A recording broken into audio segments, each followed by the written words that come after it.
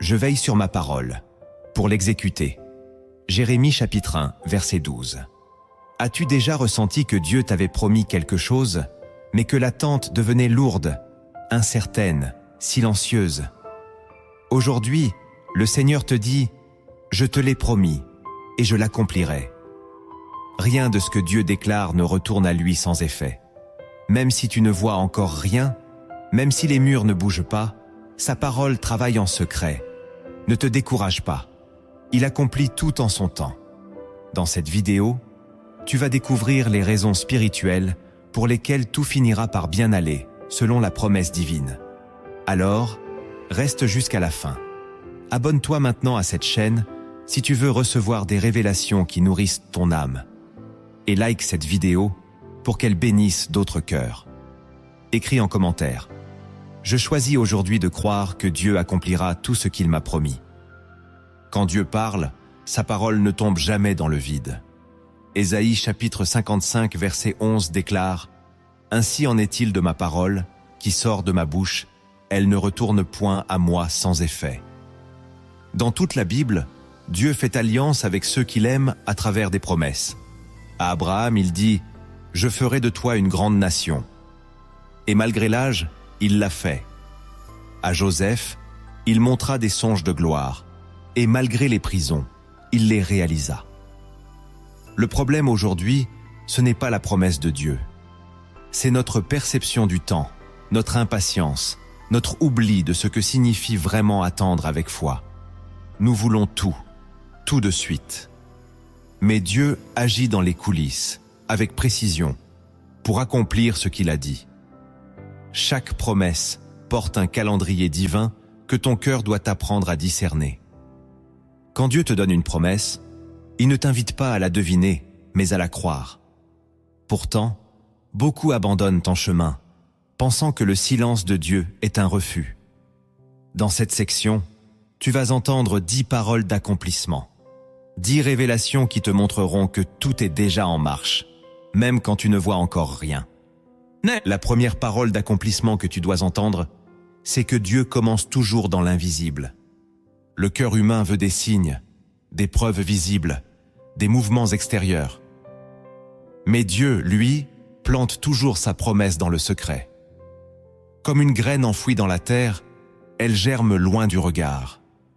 Quand Dieu a promis un fils à Abraham, il n'y avait aucune trace physique de cette bénédiction. Quand il a oint David roi, il est retourné garder les brebis. Et quand il a déclaré que Marie porterait le Sauveur, le monde entier l'ignorait encore. Dieu travaille d'abord dans l'invisible pour forger la foi. Il prépare ton cœur, il redresse ton chemin, il repositionne les circonstances sans que tu t'en rendes compte. Ne confonds pas silence et absence. L'invisible est le lieu de l'accomplissement en gestation. Tant que tu exiges de voir pour croire, tu resteras dans le doute. Mais si tu apprends à discerner les mouvements de Dieu dans le silence, tu entreras dans une foi qui repose, non sur les signes, mais sur la voix. Ce que Dieu a promis, il l'a déjà enclenché. Tu ne le vois pas encore, mais le processus est en marche. Ton rôle n'est pas de surveiller la graine, mais de garder ton cœur dans la paix. Car un jour viendra où ce qui était caché éclatera au grand jour. Et alors, tu comprendras que Dieu n'était jamais en retard. Il était juste en train de créer dans l'invisible ce que ta vie allait bientôt manifester. La deuxième parole d'accomplissement que tu dois croire, c'est que Dieu n'oublie jamais ce qu'il a dit. Ton cœur peut faiblir, tes émotions vaciller, tes prières devenir silencieuses. Mais la parole de Dieu ne fléchit jamais. Dieu n'est pas un homme pour mentir, ni un fils d'homme pour se repentir. Nombre chapitre 23, verset 19. Quand il parle, il engage sa nature, son honneur, sa fidélité éternelle. Même si toi tu oublies ce que tu lui as demandé, lui se souvient de ce qu'il t'a promis. Chaque parole sortie de sa bouche est inscrite dans le livre de ta destinée. Le temps peut s'étirer, les circonstances peuvent se contredire, les autres peuvent se détourner. Mais Dieu reste fidèle à sa parole.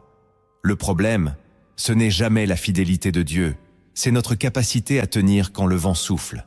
Rappelle-toi, ce n'est pas parce que tu n'as pas encore vu l'accomplissement que Dieu t'a oublié. C'est peut-être simplement que ta saison n'est pas encore arrivée. Et parfois, il attend que tu sois prêt à porter ce qu'il a prévu. Car une promesse divine est lourde, sacrée, exigeante. Elle transforme celui qui la reçoit. Elle ne s'ajoute pas à ta vie comme un bonus. Elle te transforme pour te faire ressembler au Christ. Voilà pourquoi Dieu prend son temps, pour que le poids de sa gloire ne t'écrase pas. Il façonne ton cœur, ton obéissance, ton caractère. Et quand le moment sera venu, il accomplira tout, sans manquer un seul mot. La troisième parole d'accomplissement que tu dois retenir, c'est que Dieu passe souvent par le brisement avant d'ouvrir la porte. Le chemin vers l'accomplissement n'est pas toujours linéaire, ni confortable. Il passe parfois par des saisons de confusion, de perte, de solitude. Joseph a dû être rejeté, vendu, emprisonné, avant de voir s'accomplir le rêve que Dieu lui avait donné. Et toi, peut-être traverses-tu une saison de brisement, une période où tout semble s'écrouler. Mais ce n'est pas une punition. C'est une préparation. Car Dieu ne te confiera pas une promesse que tu n'as pas été brisé pour porter. Le brisement creuse en toi l'humilité, la dépendance, la foi nue. Il arrache tes sécurités humaines pour t'enraciner dans la grâce. Tu n'es pas en train de reculer, tu es en train d'être façonné. Le feu que tu ressens n'est pas pour te consumer, mais pour te purifier. Quand Dieu te prépare à recevoir, il commence par détruire en toi ce qui risquerait de détruire la promesse. Alors, ne méprise pas la douleur actuelle. Elle est peut-être l'indice que ton accomplissement approche. Car plus le combat est rude, plus l'accomplissement est grand. Et quand viendra l'heure de Dieu, tout ce que tu as vécu prendra sens. Tu verras que le brisement n'était pas l'ennemi de la promesse, mais son allié invisible. La quatrième parole d'accomplissement que tu dois accueillir, c'est que Dieu utilise l'attente pour fortifier ton autorité spirituelle. L'attente est une école. Ce n'est pas un vide, c'est un lieu d'entraînement. Beaucoup veulent la promesse sans la formation. Mais Dieu, lui, prend le temps de t'équiper pour ce qu'il veut te confier. Pendant les années d'attente, il fortifie ta foi, il affine ton discernement, il corrige ton orgueil, il élargit ta capacité. Moïse a attendu 40 ans dans le désert avant de devenir l'homme qui allait affronter Pharaon. Paul a été mis à l'écart plusieurs années avant de commencer son ministère. Jésus lui-même n'a rien manifesté de public avant l'âge de 30 ans. Pourquoi ? Parce que l'autorité spirituelle ne se donne pas à la légère. Elle s'obtient dans le secret, dans l'obéissance, dans la patience. Chaque jour d'attente que tu traverses n'est pas une perte, c'est une construction invisible. Dieu t'entraîne à gouverner dans l'esprit, à marcher par la foi, à parler avec puissance. Alors, ne fuis plus l'attente. Embrasse-la, car elle est le creuset où Dieu t'équipe pour porter ce que d'autres ne peuvent pas supporter. Et quand l'accomplissement viendra, tu ne seras pas simplement un bénéficiaire, tu seras un témoin armé. La cinquième parole d'accomplissement que tu dois garder, c'est que Dieu ne construit jamais une promesse sur une fondation instable. Dieu ne bâcle jamais ce qu'il édifie. Il prend le temps de poser les fondations avant de manifester l'édifice. Peut-être te demandes-tu pourquoi tout semble retardé, pourquoi la réponse tarde à venir. Mais la vérité, c'est que Dieu vérifie d'abord la solidité de ton cœur. Il regarde si tu construis sur le sable de l'émotion ou sur le roc de la parole. Matthieu chapitre 7, verset 24. Quiconque entend ces paroles et les met en pratique, je le comparerai à un homme prudent qui a bâti sa maison sur le roc. Avant d'accomplir ce qu'il t'a promis, Dieu s'assure que tu ne détruiras pas cette promesse par ton immaturité. Il t'enseigne la fidélité dans les petites choses, la persévérance dans les saisons sèches, la stabilité dans les tempêtes. Car ce qu'il bâtit avec toi est destiné à durer. Dieu n'est pas pressé comme les hommes.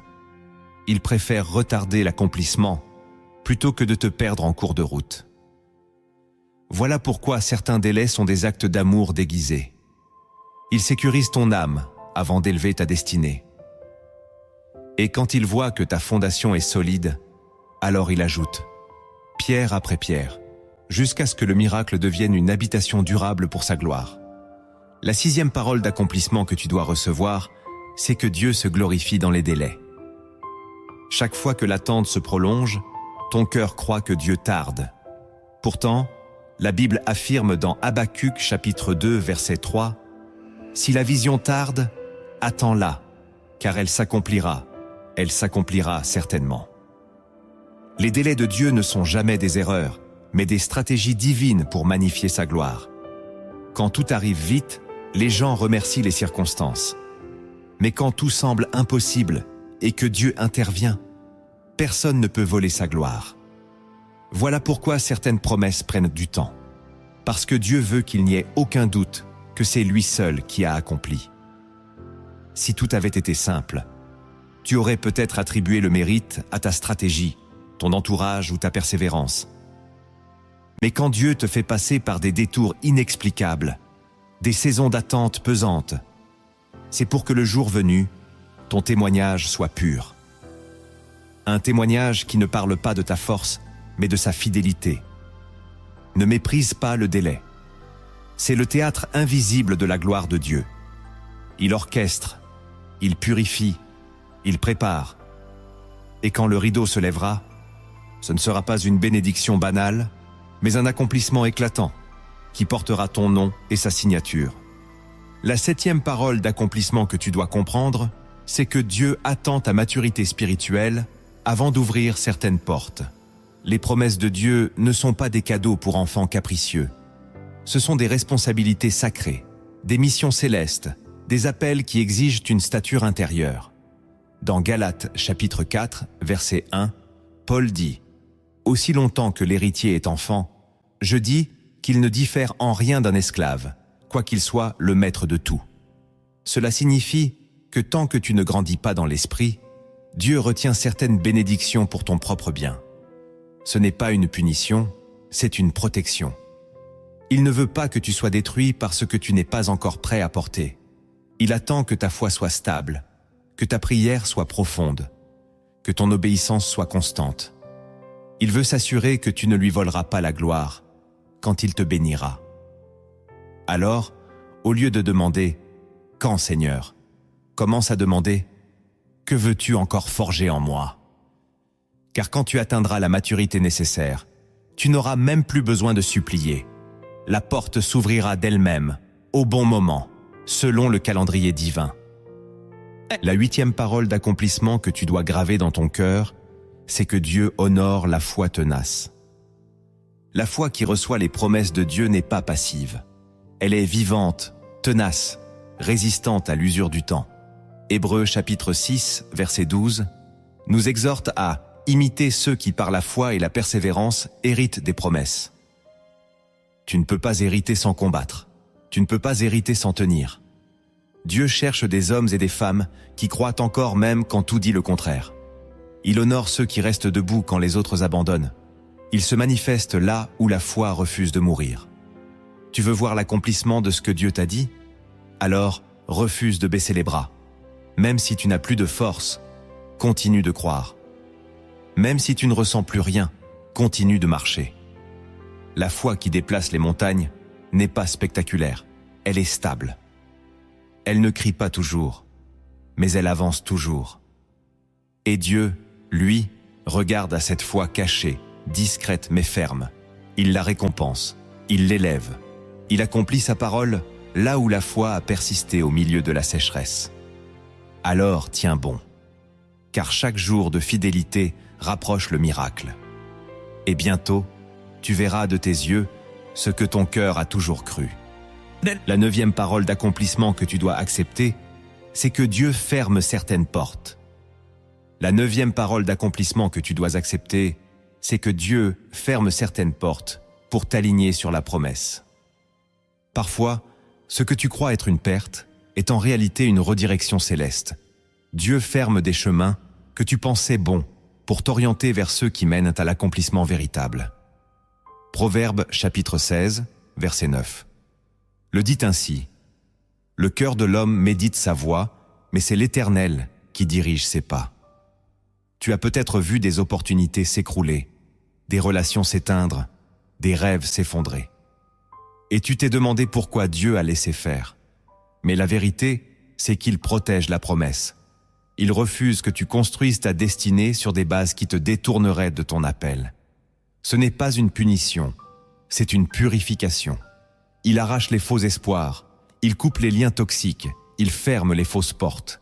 Et cela fait mal, mais c'est nécessaire. Car si tu restais accroché à ce qui t'éloigne de sa volonté, tu manquerais l'essentiel. Dieu veut que tu arrives à bon port. Alors il te détourne, il t'arrête, il te repositionne. Ce que tu pleures aujourd'hui, tu le béniras plus tard de t'en avoir séparé. Le Père Céleste voit plus loin que toi. Il voit ce que tu ignores.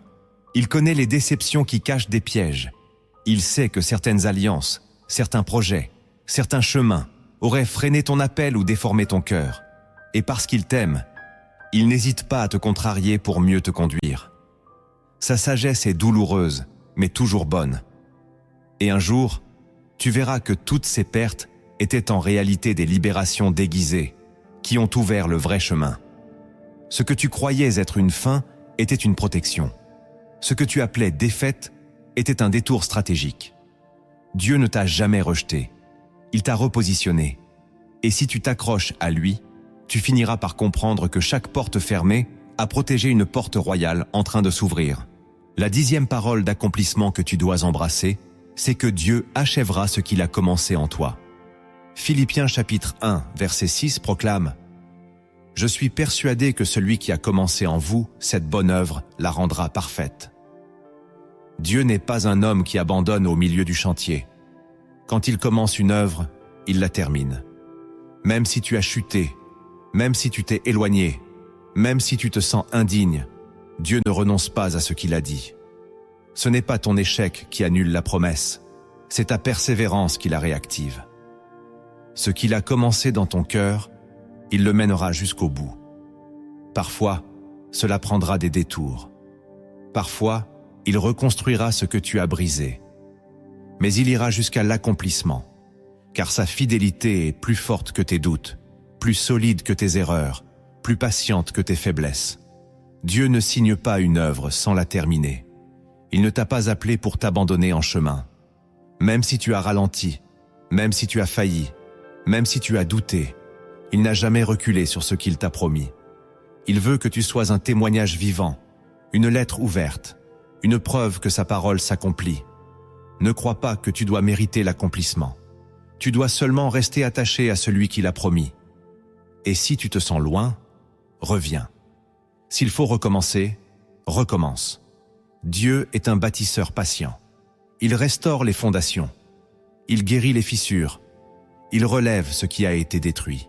Il purifie ce qui a été sali. Et un jour, tu seras l'œuvre achevée qu'il avait vue dès le commencement. Alors, relève-toi, reprends courage. Ne dis plus « c'est trop tard ». Dis « Seigneur, accomplis ce que tu as commencé ». Car il le fera, non pas à cause de toi, mais à cause de lui. Il t'a promis, il l'accomplira. Tout ira bien. L'attente n'est jamais un accident dans la marche avec Dieu. Elle est un lieu sacré, un feu secret où l'âme apprend à faire confiance. Derrière chaque silence apparent, il existe des secrets divins, cachés à ceux qui abandonnent trop tôt. Dans cette partie, 10 secrets de l'attente divine vont être révélés pour que tu comprennes enfin ce que Dieu bâtit dans l'ombre. Le premier secret de l'attente divine, c'est que Dieu forme ton oreille avant de libérer sa voix. Avant de t'amener dans l'accomplissement, Dieu veut être certain que tu sauras discerner sa voix parmi toutes les autres. L'attente devient alors une école où l'oreille spirituelle est formée, aiguisée, disciplinée. Tu apprends à reconnaître les murmures du ciel au milieu du tumulte de la vie. Dans 1 Samuel chapitre 3, le jeune Samuel n'a pas reconnu la voix de Dieu à son premier appel. Il a fallu plusieurs fois, et l'aide d'Élie, pour que son oreille s'ajuste. Ce n'est pas que Dieu ne parlait pas, c'est que l'oreille de Samuel n'était pas encore affermie. De la même manière, Dieu ne te précipite pas dans la réalisation d'une promesse sans t'avoir d'abord appris à l'écouter. Car ce que tu recevras, tu devras ensuite savoir le gérer. Et pour cela, tu devras savoir entendre. L'attente te retire les distractions, les bruits extérieurs, les dépendances inutiles. Elle te vide pour que la voix de Dieu devienne ton repère. Elle te rend sensible à l'esprit. Et quand ton oreille est prête, Dieu sait qu'il peut te conduire vers l'accomplissement. Ce n'est pas le temps qui bloque l'exaucement, c'est souvent le manque de discernement. Car une parole mal entendue devient une promesse mal vécue. Alors, Dieu t'entraîne, il t'exerce, il t'éduque. Et un jour, dans le silence, tu entendras clairement. Ce que tu prenais pour du retard était en réalité un entraînement invisible. Dieu préparait ton oreille pour que tu vives par la voix et non par la vue. Le deuxième secret de l'attente divine, c'est que Dieu utilise le silence pour révéler ce que tu crois vraiment. Tant que Dieu parle, tant qu'il agit, il est facile de croire. Mais quand tout devient silencieux, c'est là que la véritable foi est mise à nu. L'attente longue et sans réponse agit comme un miroir spirituel. Elle révèle ce que tu crois réellement, ce que tu crains, ce que tu attends de Dieu et ce que tu ressens face à l'incompréhensible. Dans Jean chapitre 11, quand Jésus tarde volontairement à venir au chevet de Lazare, Marthe et Marie vivent le silence le plus lourd de leur foi. Elles espéraient une intervention immédiate. Mais Jésus a laissé la mort entrer, avant de manifester la résurrection. Pourquoi ? Parce qu'il voulait révéler la profondeur de leur foi. Le silence ne signifie pas que Dieu a changé d'avis. Il veut savoir si ta foi dépend de ses dons ou de sa personne. L'attente te pousse à abandonner la foi conditionnelle. Elle déterre les attentes charnelles pour que seule la confiance pure subsiste. Dieu ne se presse jamais pour te faire plaisir. Il se tait pour te purifier. Quand tu es confronté au silence, ton cœur ne peut plus se cacher.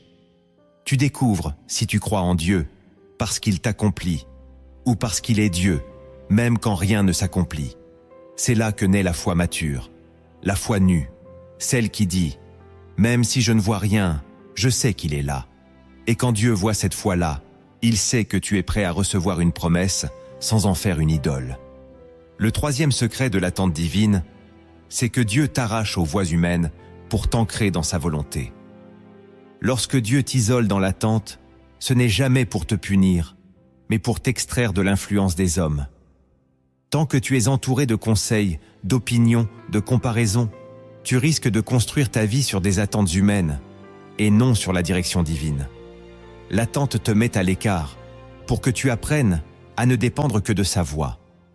Moïse, avant de devenir le libérateur d'Israël, a été 40 ans dans le désert, loin de l'Égypte, loin des regards, loin de son passé. Là, Dieu l'a formé, façonné, purifié de toute influence. Il ne voulait pas d'un Moïse influencé par les stratégies des hommes. Il voulait un Moïse guidé uniquement par le buisson ardent. L'attente est ce désert spirituel. Tu te sens seul, incompris, oublié. Mais en réalité, Dieu te retire des foules pour que tu reçoives une parole que personne ne pourra t'enlever. Il veut que ton oui à sa volonté soit un oui libre, profond, enraciné. Car quand l'accomplissement arrivera, les hommes essaieront de l'interpréter, de le manipuler, de te détourner. Mais si tu as appris à écouter Dieu seul, tu tiendras ferme. Dieu préfère t'isoler un temps pour que tu sois inébranlable toute ta vie. Ce n'est pas une perte, c'est un alignement invisible, une préparation sacrée pour un envoi puissant. Le quatrième secret de l'attente divine, c'est que Dieu utilise l'usure du temps pour tuer ton orgueil. Il n'y a rien de plus humiliant que de dépendre du temps de Dieu, car le temps, tu ne le contrôles pas. Tu ne peux ni l'accélérer, ni le forcer. Et cela te brise. L'attente agit comme un marteau invisible sur ton orgueil spirituel. Elle te dépouille de toute illusion de contrôle. Elle t'arrache à la performance. Elle t'apprend que l'accomplissement ne vient ni de ton intelligence, ni de tes efforts, mais de la seule grâce de Dieu. Paul dira dans 2 Corinthiens chapitre 12 verset 9 « Ma grâce te suffit, car ma puissance s'accomplit dans la faiblesse. » L'attente t'amène à cette faiblesse sacrée. Tu n'as plus rien à prouver. Tu ne peux plus faire semblant. Tu réalises que sans Dieu, tu ne peux rien. Et c'est là que Dieu commence à agir. Car tant que tu es plein de toi-même, il retient la promesse, non pas pour te punir, mais pour te sauver de la ruine intérieure que provoquerait une élévation sans fondement. Dieu n'accomplira pas une promesse si elle risque de nourrir ton ego. Il attend que tu sois vidé, brisé, prêt à porter sa gloire sans te l'attribuer. L'attente est donc une grâce violente, une chirurgie de l'âme, une école où l'humilité devient ton manteau. Et quand Dieu voit que tu n'as plus besoin d'être vu, d'être prouvé, d'être célébré, alors il sait que tu es enfin prêt à recevoir. Le 5e secret de l'attente divine, c'est que Dieu observe ton cœur dans les petites choses avant de libérer les grandes. Tu demandes à Dieu une promesse énorme, mais comment te comportes-tu avec ce qu'il t'a déjà confié? Luc chapitre 16, verset 10. Nous le rappelle, celui qui est fidèle dans les moindres choses l'est aussi dans les grandes. L'attente est donc un test déguisé. Dieu regarde si tu es fidèle dans l'obscurité, si tu gardes ton intégrité dans les détails, si tu pries encore quand personne ne regarde. Beaucoup veulent une grande onction, une grande bénédiction, une grande élévation. Mais Dieu donne à ceux qui sont constants dans le peu. Il voit comment tu gères ton temps, tes pensées, ta parole. Il regarde si tu lui fais confiance quand rien ne bouge. L'attente révèle ton cœur plus que ton agenda. Et souvent, l'exaucement est retardé non à cause d'un ennemi extérieur, mais parce que le cœur intérieur n'est pas encore prêt. Sois fidèle aujourd'hui, même dans l'insignifiant. Car c'est dans l'insignifiant que Dieu mesure ton cœur. Et quand il te trouvera fidèle, là où personne ne regarde, il t'ouvrira les portes que personne ne pourra refermer. Si cette parole touche ton esprit, partage cette vidéo maintenant. Tu béniras une vie qui traverse l'attente. Le 6e secret de l'attente divine, c'est que Dieu cache le fruit jusqu'à ce que la racine soit assez profonde. L'homme regarde le fruit, Dieu regarde la racine. Et tant que la racine n'est pas prête, le fruit ne viendra pas. Dans l'attente, Dieu travaille en profondeur. Il creuse, il fortifie, il stabilise. Car une bénédiction sans profondeur intérieure devient un piège. Tu crois attendre un miracle extérieur, mais Dieu attend une maturité souterraine. Jérémie chapitre 17, verset 8, décrit l'homme qui se confie en Dieu comme un arbre planté près des eaux, qui étend ses racines vers le courant. Ce n'est pas l'arbre qui impressionne Dieu, ce sont ses racines. L'attente te pousse à puiser plus profond dans l'intimité, dans l'obéissance, dans le silence. Dieu te prive de visibilité pour t'obliger à t'enraciner dans l'invisible. Et plus ta racine est profonde, plus le fruit sera abondant. Ce n'est pas une punition, c'est une construction invisible. Car Dieu ne veut pas seulement que tu reçoives, il veut que tu portes durablement. Le fruit qui dure vient d'une racine éprouvée. Voilà pourquoi tu ne dois pas mépriser l'attente. Elle est l'outil secret de Dieu pour transformer ton cœur en un sol profond, stable, indéracinable. Et quand le moment viendra, le fruit éclatera. Pas pour impressionner les hommes, mais pour glorifier le Père. Le 7e secret de l'attente divine, c'est que Dieu permet l'incompréhension des autres pour tester ta fidélité à sa voix. Quand tu traverses l'attente, tu seras souvent incompris. Tes proches ne verront pas ce que tu crois. Ils te conseilleront d'abandonner, de passer à autre chose, de chercher des solutions humaines. Et là, tu devras choisir, suivre la voie de Dieu ou céder à la pression des hommes. Dans Genèse chapitre 22, quand Abraham s'apprête à sacrifier Isaac, personne ne comprend ce qu'il fait. Même Isaac ne comprend pas. Mais Abraham obéit. Il est resté fidèle à ce que Dieu lui avait dit, même quand cela semblait absurde. De la même manière, Dieu permettra que tu sois incompris, jugé, peut-être même rejeté, non pour t'humilier, mais pour purifier ta fidélité. Il veut que ton obéissance ne dépende pas de l'approbation des hommes, mais de ton amour pour sa voix. Dans l'attente, Dieu teste ton alignement secret. Est-ce que tu tiens parce que les autres te soutiennent, ou parce que tu sais ce que Dieu t'a dit? Et si tu restes fidèle, même dans l'isolement, Dieu t'élèvera. Car il récompense ceux qui l'honorent dans le secret, loin des applaudissements, mais près de son cœur. Le 8e secret de l'attente divine, c'est que Dieu ajuste ton regard avant d'ouvrir tes yeux sur l'accomplissement. L'attente transforme ta manière de voir. Ce que tu considérais autrefois comme une promesse devient un appel. Ce que tu voyais comme une bénédiction devient un poids sacré. Dieu change ton regard pour que tu ne traites pas sa réponse avec légèreté. Dans Marc chapitre 8, verset 25, Jésus touche un aveugle une deuxième fois afin qu'il voie tout distinctement. Cela signifie qu'il y a une vision partielle, puis une vision claire. Pendant l'attente, Dieu corrige ta vision spirituelle. Il te libère de l'impatience, du matérialisme, de la comparaison. Il te montre la promesse non pas comme un but à atteindre, mais comme une mission à porter. Il t'apprend à voir avec ses yeux, à désirer avec son cœur, à discerner avec son esprit. Et quand ta vision devient claire, il t'ouvre les yeux sur ce qu'il avait préparé depuis toujours. Car ce n'est pas le miracle qui doit changer ton regard, c'est ton regard qui doit précéder le miracle. Voilà pourquoi Dieu attend. Il attend que tu sois capable de voir, non avec ton désir, mais avec sa volonté. Le 9e secret de l'attente divine, c'est que Dieu travaille en même temps ton cœur et les circonstances. Tu crois que tu attends seul, mais en réalité, Dieu orchestre une symphonie invisible. Il touche des cœurs, il déplace des choses, il change des environnements. Ce que tu ne vois pas, c'est que pendant que tu pries, il agit ailleurs. Dans Ruth chapitre 2, Ruth arrive par hasard dans le champ de Boaz.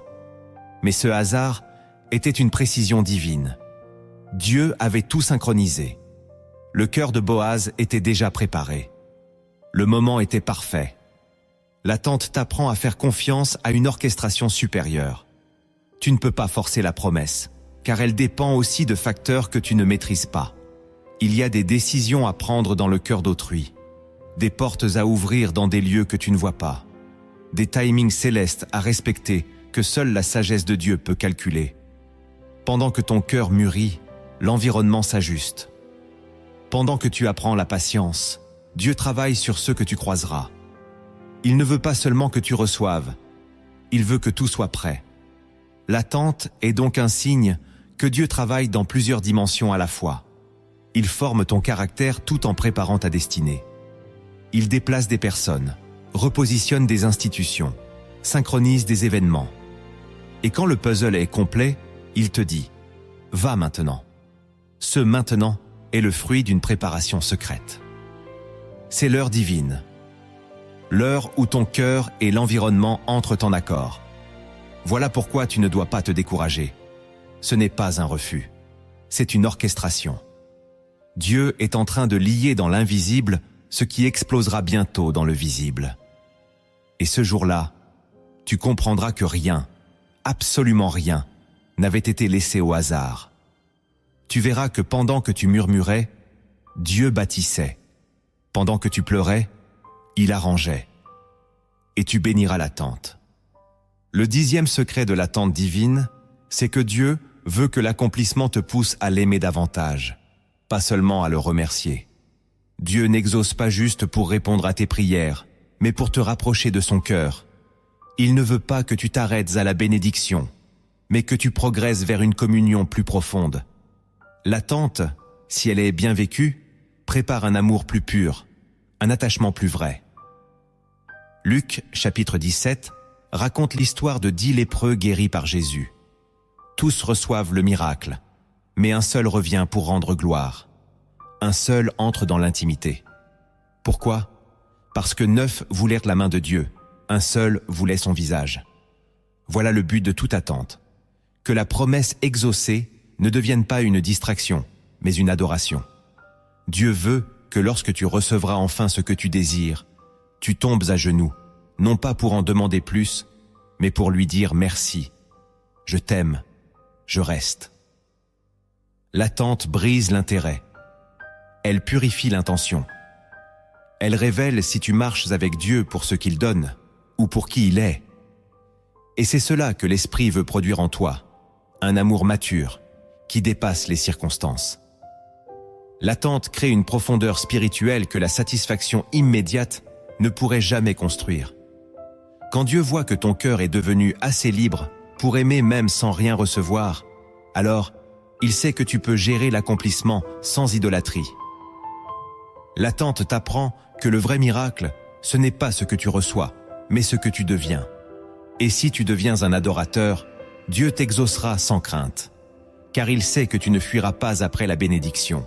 Tu resteras, tu aimeras, tu témoigneras. Et l'accomplissement ne sera pas une fin, mais un commencement, celui d'un amour renouvelé.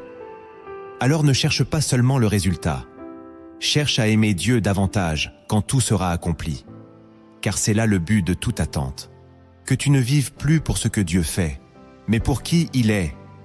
L'attente ne doit jamais te paralyser.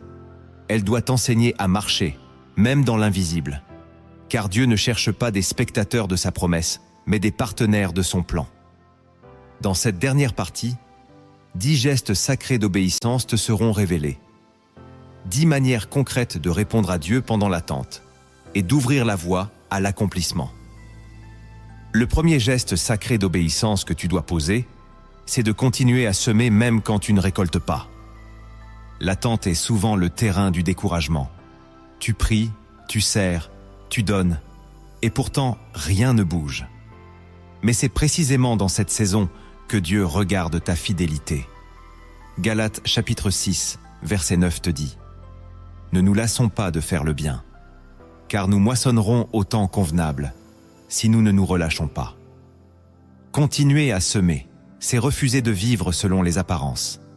C'est dire à Dieu « Même si je ne vois pas encore l'accomplissement, je reste fidèle à ce que tu m'as demandé. » C'est rester constant dans la prière, généreux dans l'offrande, stable dans le service. Ce que tu sèmes dans l'invisible est vu du ciel. Et ce que tu crois perdu est en réalité en train de s'accumuler dans le royaume. Le danger de l'attente, c'est de laisser ton zèle se refroidir. Tu commences à faire les choses par automatisme ou à arrêter totalement. Mais le véritable obéissant, c'est celui qui continue à semer sans preuve immédiate, simplement parce qu'il sait que Dieu voit. Alors, ne t'arrête pas, ne relâche pas ta main, continue à bénir, à intercéder, à édifier. Car au jour de l'accomplissement, tu réaliseras que chaque graine tombée dans la foi a produit du fruit. Et ce fruit, c'est ton témoignage. Le deuxième geste sacré d'obéissance que tu dois poser, c'est de sanctifier ta langue dans l'attente. Ce que tu dis pendant que tu attends en dit long sur ce que tu crois vraiment. Beaucoup sabotent leurs propres promesses par leurs paroles négatives, leurs plaintes constantes, leurs déclarations de peur. Proverbe chapitre 18, verset 21 nous rappelle « La mort et la vie sont au pouvoir de la langue. » Dans l'attente, ta bouche doit devenir un autel, pas un défouloir. Tu dois apprendre à parler en alignement avec ce que Dieu a promis, même quand tes yeux ne voient rien. Cela signifie refuser les murmures, les jugements précipités, les conclusions charnelles. Cela signifie aussi proclamer la vie, la fidélité de Dieu, sa bonté, même quand tu es seul. Ton langage crée une atmosphère. Il peut entretenir l'espérance ou alimenter le doute. C'est pourquoi Dieu t'observe dans le secret. Il écoute ce que tu dis dans ta chambre, dans la fatigue, dans les moments de silence. Il veut voir si tu es capable de tenir ton langage en sainteté, même sans récompense immédiate. Car celui qui parle selon la foi ouvre un chemin dans l'invisible. Alors discipline ta langue, consacre ta parole, proclame la vie. Et tu verras que Dieu honore ceux qui parlent, comme s'ils voyaient déjà l'accomplissement. Le troisième geste sacré d'obéissance que tu dois poser, c'est de bénir même quand toi-même, tu as besoin d'être béni. Dans l'attente, il est facile de devenir centré sur soi-même. Ton besoin te crie, ton vide te parle, ton manque t'obsède. Et pourtant, l'un des chemins les plus puissants vers l'accomplissement, c'est d'apprendre à bénir les autres dans ta propre sécheresse. Job chapitre 42, verset 10. Le dit clairement. L'Éternel rétablit Job dans son premier état, quand Job eut prié pour ses amis. Dieu a ouvert la porte de sa restauration au moment où il a choisi de sortir de lui-même pour bénir autrui. C'est un mystère spirituel puissant. Quand tu bénis pendant que tu souffres, tu brises l'égoïsme, Tu manifestes l'amour divin, tu actives l'esprit. Bénir, ce n'est pas seulement dire de belles paroles, c'est aider, encourager, prier pour l'autre, donner quand tu as peu, consoler quand tu es fatigué. Et Dieu voit cela comme une semence précieuse. Ton obéissance devient une intercession silencieuse, une offrande invisible. Elle dit à Dieu, « Je choisis de ressembler à ton Fils, même dans la douleur. » Et cette posture touche son cœur. Alors, au lieu d'attendre de recevoir, deviens une source. Et tu verras que la pluie du ciel te trouvera en train d'arroser d'autres terres. Le quatrième geste sacré d'obéissance que tu dois poser, c'est de garder ton cœur dans l'adoration, même dans la frustration. L'attente peut frustrer ton âme, surtout quand tu vois les autres avancer, recevoir, progresser. Pendant que toi, tu restes au même endroit. Et dans cette tension, tu risques de laisser ton adoration se refroidir. Mais Dieu cherche des adorateurs qui ne chantent pas seulement pour célébrer une victoire, mais qui adorent parce qu'il est digne, même sans résultat. Dans Actes chapitre 16, Paul et Silas, enfermés dans une prison, battus et enchaînés, ont choisi d'adorer au lieu de murmurer. Et Dieu a secoué les fondations. Pourquoi ? Parce que l'adoration dans la douleur est une offrande rare. Elle dit « Tu es Dieu, même quand tout me semble injuste. » Elle brise l'amertume. Elle guérit le découragement. Elle désarme les puissances spirituelles qui veulent t'éteindre. Garde ton cœur dans l'adoration. Allume ta voix dans le secret. Ne laisse pas le silence de Dieu voler ta louange. Car quand tu adores dans la nuit, tu invites la lumière à revenir. L'adoration est ton refuge, ta respiration, ta guerre sainte. Et Dieu ne peut pas rester indifférent à un cœur qui l'élève dans la frustration. Il vient, il agit. Et souvent, c'est dans cette adoration que commence l'accomplissement. Le cinquième geste sacré d'obéissance que tu dois poser, c'est de marcher dans l'excellence, même si personne ne te voit. L'un des grands pièges de l'attente, c'est de relâcher l'exigence intérieure. Parce que tu n'es pas encore élevé, parce que personne ne t'applaudit, tu crois que ce que tu fais n'a pas de valeur. Et tu commences à négliger, à faire le minimum, à baisser les bras. Mais l'excellence dans le secret attire toujours la faveur divine. Colossiens chapitre 3, verset 23 dit « Tout ce que vous faites, faites-le de bon cœur, comme pour le Seigneur, et non pour des hommes. » Cela signifie que même dans les tâches invisibles, même dans les responsabilités discrètes, Dieu regarde la qualité de ton cœur. L'excellence, ce n'est pas le perfectionnisme. C'est l'amour que tu mets dans ce que tu fais. C'est honorer Dieu dans chaque détail. C'est dire « Je ne fais pas cela pour être vu, mais parce que tu me regardes. » L'homme voit les résultats, Dieu voit la posture. Et si tu persévères dans l'excellence, sans être applaudi, Dieu viendra t'élever au temps fixé. Écris en commentaire. Je choisis de rester excellent dans le secret, car Dieu voit ce que les hommes ignorent. Le sixième geste sacré d'obéissance que tu dois poser, c'est de fermer la porte à toute comparaison. L'attente te confronte aux autres, leurs avancées, leurs bénédictions, leurs accomplissements visibles. Et si tu ne veilles pas, ton cœur commence à comparer. Tu regardes autour de toi et tu te dis « Pourquoi pas moi ? Pourquoi eux ?» Cette comparaison devient un poison silencieux. Elle vole ta paix, déforme ta perception, détourne ton regard de ce que Dieu fait en toi. Galates chapitre 6, verset 4, te dit « Que chacun examine ses propres œuvres, et alors il aura sujet de se glorifier pour lui seul et non pour autrui. » Tu ne vis pas le plan d'un autre. Tu marches dans une promesse qui porte ton nom, ton calendrier, ton chemin. Comparer, c'est mépriser l'originalité divine. C'est oublier que Dieu travaille selon des temps, des saisons, des appels uniques. Le sixième geste sacré, c'est donc de fermer volontairement la porte à cette tentation. Cela signifie bénir sincèrement ceux qui avancent, sans t'aigrir. Cela signifie recentrer ton regard sur le Christ, pas sur les réseaux, les annonces, les apparences, car tout ce qui brille n'est pas fruit de fidélité. L'important n'est pas d'être le premier, mais d'être aligné. Et Dieu honore ceux qui restent concentrés sur ce qu'il leur a confié, sans jalouser ce qu'il fait chez les autres. Reste fidèle à ta course.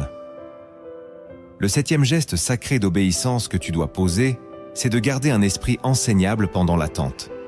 L'attente n'est pas qu'un temps d'épreuve, c'est un temps d'apprentissage. Chaque silence de Dieu contient une leçon. Chaque retard apparent est une salle de classe spirituelle. Mais pour recevoir, il faut rester enseignable. Beaucoup deviennent durs, fermés, cyniques. Ils se disent « Je sais déjà, j'ai déjà prié, j'ai déjà entendu ça ». Et ainsi, ils bloquent ce que Dieu veut encore leur révéler. Proverbe chapitre 19, verset 20. Écoute les conseils et reçois l'instruction, afin que tu sois sage dans la suite de ta vie. Dieu parle par les Écritures, les situations, les autres, les épreuves. Mais si ton cœur s'est fermé, tu ne comprendras plus rien. Le 7e geste sacré, c'est donc de rester assis aux pieds du Maître, humble, attentif, ouvert. Même dans la douleur, Dieu enseigne. Même dans le silence, il communique. Ton esprit doit rester souple, prêt à être corrigé, repositionné, renouvelé. Un cœur docile attire la faveur.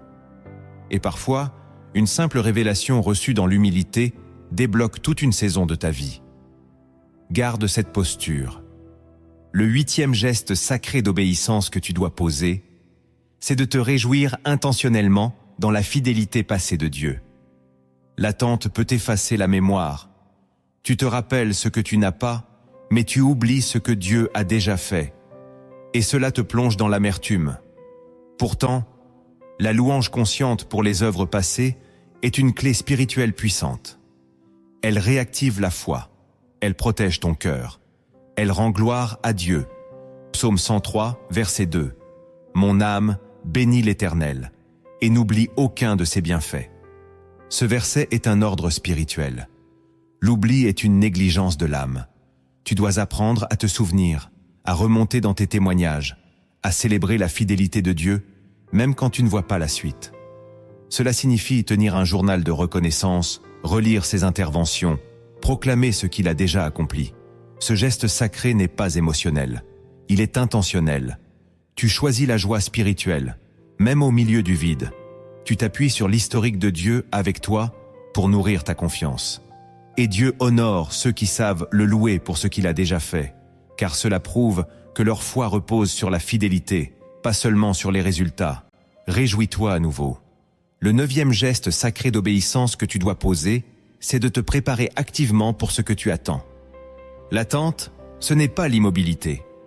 Ce n'est pas l'inaction. C'est une préparation stratégique. Beaucoup disent « j'attends que Dieu agisse ». Mais ils ne se préparent à rien.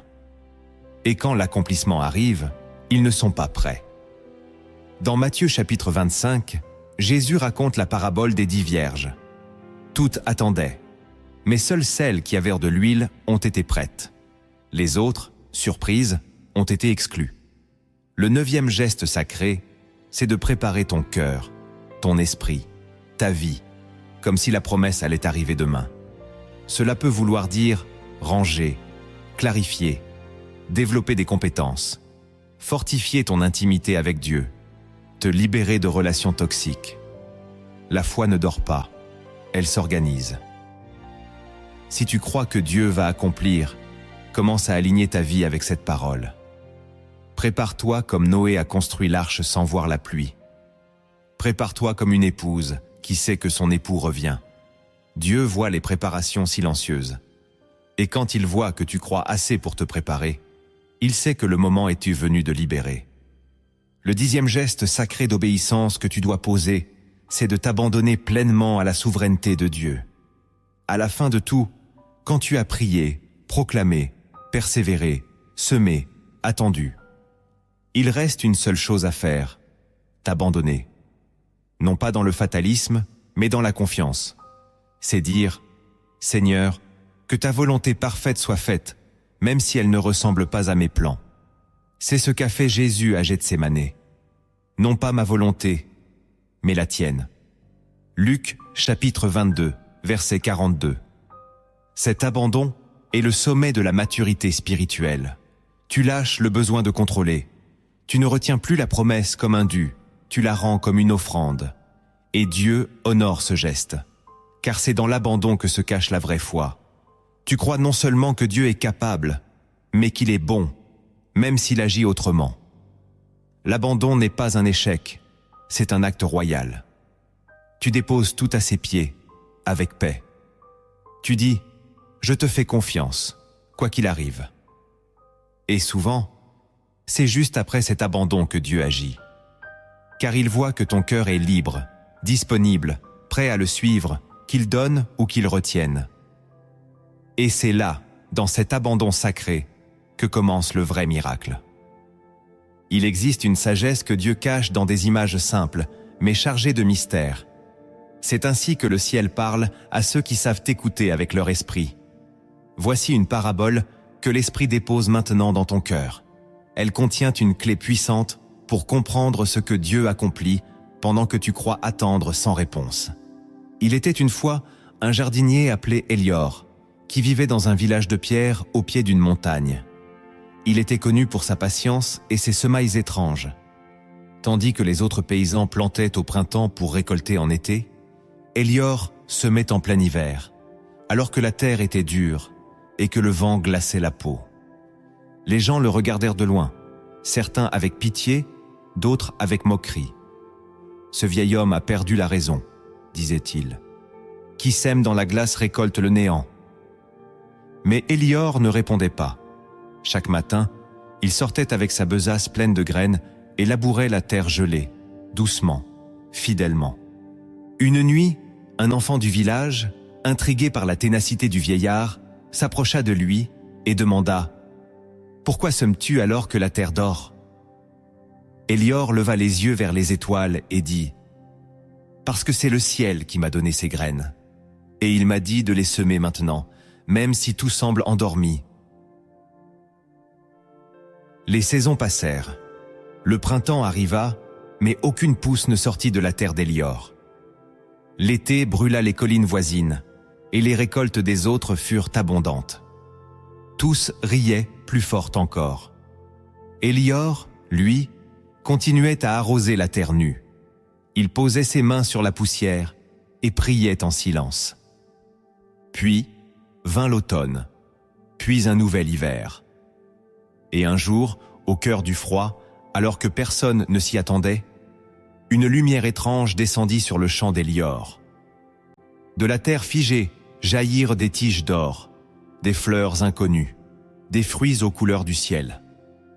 Les villageois accoururent, frappés de stupeur. Jamais ils n'avaient vu une telle récolte. Les graines célestes, plantées hors saison, avaient porté du fruit, mais selon un calendrier que seul Dieu connaissait. Alors Élior se leva, regarda le champ devenu jardin et dit à haute voix « Le ciel accomplit toujours ce qu'il ordonne. La terre m'a ignoré, les hommes m'ont méprisé, mais le maître du temps ne ment jamais. » Et dans le silence sacré de cette récolte surnaturelle, tous ceux qui s'étaient moqués tombèrent à genoux. Cette parabole te rappelle que Dieu agit selon ses propres saisons, pas selon celles des hommes. Il peut te demander de semer quand tout semble fermé, stérile, contraire. Et si tu obéis malgré l'absurde, si tu restes fidèle même sans résultat, tu verras un jour une récolte que nul n'avait prévue. Car ce que Dieu promet porte en lui sa propre pluie, son propre soleil, son propre accomplissement.